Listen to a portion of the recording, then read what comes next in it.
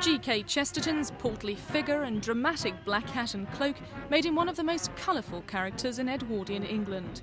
His quick wit and sense of paradox also made him one of the most well-loved writers.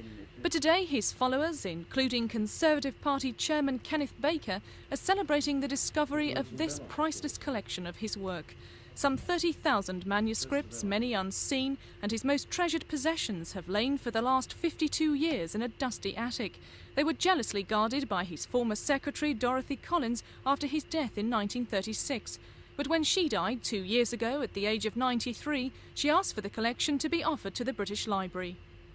I was extremely excited when I saw it. I was led up the rickety stairs to the attic, and there it all was, ranged before me. I don't think I'd ever seen such a varied and enormous collection. I mean, representing Chesterton's entire life spread out before one, because we have everything from the first story he wrote when he was 3 to the very last articles, newspaper articles he wrote before he died. Kenneth Baker, who has one of the finest collections of first edition Chestertons, is fascinated by the find.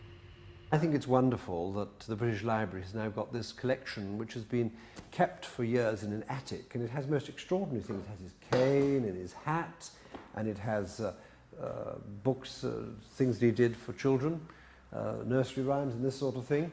And it's a wonderful collection. It has some unpublished poetry, it has some a lot of letters from Bernard Shaw.